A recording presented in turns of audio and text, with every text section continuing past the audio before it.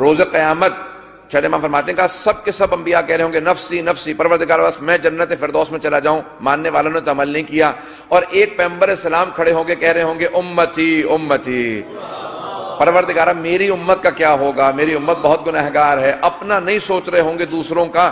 معراج میں جب ختمی مرتبت گئے تو خود اللہ نے سوال کیا، اے میرے حبیب کیا آپ جانتے ہیں میں نے آپ کو کیوں سب سے بلند مقام عطا کیا، سارے انبیاء کا سردار آپ کو کیوں بنایا، سید الانبیاء آپ کو بنایا، امام الانبیاء کا پروردگارہ تو بہتر جانتا ہے۔ عزیزان گرامی، عظمت محمد مصطفیٰ صلی اللہ علیہ وآلہ وسلم یہ ہے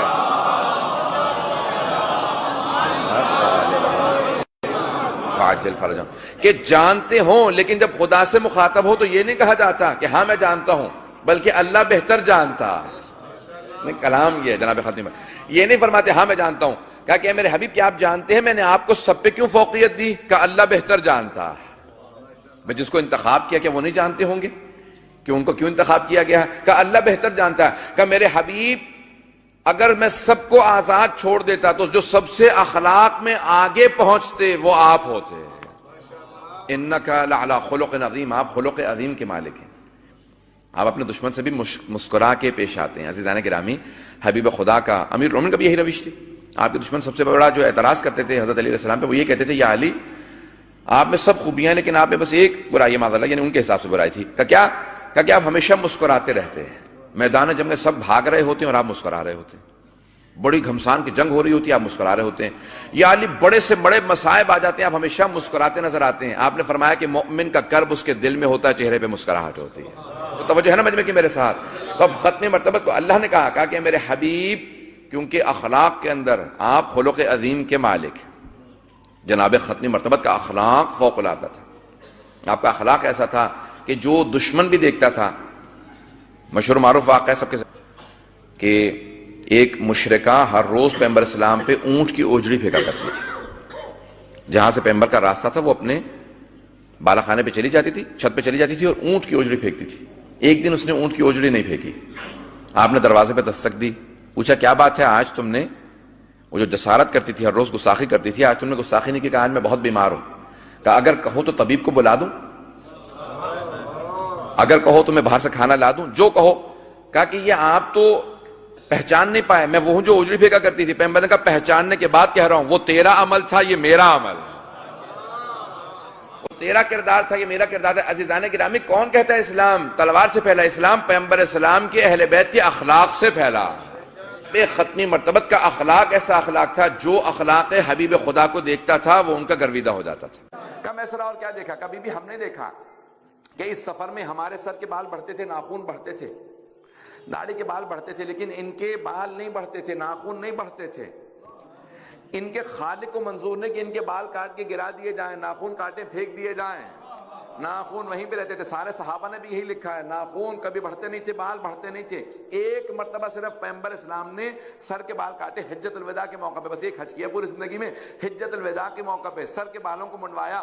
جب بالوں کو کاٹا سارے صحابہ نے تبرکن پیغمبر اسلام کے منہ مبارک کو آپس میں تقسیم کر لیا۔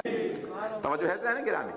تو اب کہاں کہ پیغمبر اسلام جب ہاتھوں میں رکھتے تھے، پیغمبر منہ مبارک کو رکھتے تھے نا، بال کو رکھتے تھے، دعا مانگتے تھے، دعا قبول ہو جاتی تھی۔ اسی لیے ہم آل کا واسطہ دے کے دعا مانگتے ہیں۔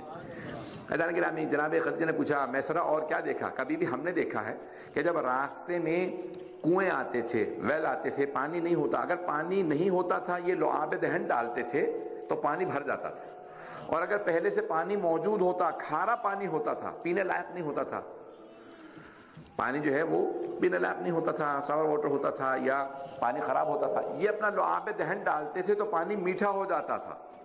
اگر ہم میں سے کوئی بیمار ہوتا یہ لعاب دہن لگاتے اسے شفا مل جاتی تھی۔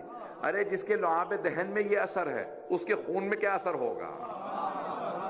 کم میسرہ اور کیا دیکھا؟ کبھی بھی ہم نے یہ دیکھا کہ جب سنگریزے ہاتھوں پہ اٹھاتے ہیں، پتھر، کنکریاں، پیبلز جب ہاتھ پہ رکھتے ہیں تو وہ کنکریاں، سنگریزے ان کے ہاتھوں پہ تسبیح کرنے لگتے ہیں، کبھی کہتے ہیں سبحان اللہ، کبھی کہتے ہیں الحمدللہ، کبھی کہتے ہیں لا الہ الا اللہ، کبھی کہتے ہیں اللہ اکبر۔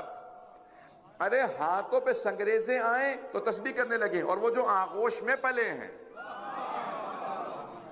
وہ جو علی، فاطمہ، حسن، حسین آغوش رسالت میں پلے ہیں، ان سے متعلق کیا خیال ہے؟ اور بی بی ہم نے یہ دیکھا ہے کہ ان کی پشت پہ ایک مہر ہے، ایک نشان ہے، اگر کپڑا ہٹ جائے تو آسمان سے جا کے نور مل جاتا. بتایا ہے ام المومنین مسلمانوں کی مائیں ہیں نا، ایک ام المومنین کہتی ہیں کہ اگر دن میں سوئی کھو جاتی تھی تو ہم رات کا انتظار کرتے تھے. بھائی رات میں تو زیادہ اندھیرا ہو جاتا ہے، رات میں کیوں انتظار کرتی تھی آپ کے بھی؟ سارا دن میں سوئی نہیں ملی تو اب رات کا انتظار کیوں؟ کہ رات میں پیغمبر آتے تھے، ان کی پیشانی کے نور میں دن میں سوئی کھوئی رات میں مل جاتی تھی. کہ خدا جس کے سینے پہ قرآن اتارے، مزمل کہے اور مدثر پکارے، وہ نور خدا دو جہاں کے اجالے، محمد ہمارے بڑی شان ہاتھ بلند کر کے، محمد ہمارے بڑی شان، ماشاءاللہ علیہ، محمد ہمارے بڑی شان والے، محمد ہمارے بڑی شان. شعر دیکھے گا کہ جب آئے زمین پر محمد ہمارے، فلک نے زمین پر بچھائے ستارے، تو اٹھے سرزمین عرب سے یہ نعرے، محمد ہمارے، ماشاءاللہ شان والے، ہاتھ بلند، محمد ہمارے.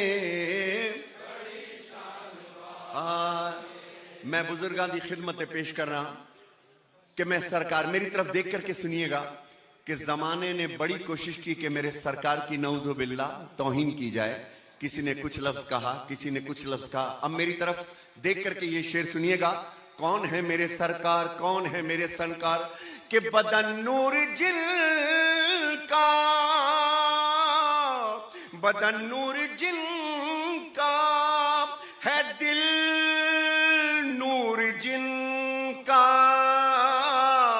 زبان نور جن کی، عمل نور جن کا، تو یہ خاکی بنائے یہ کیا ان کے خاک، محمد ہمارے، ماشاءاللہ شان والے، محمد شان والے.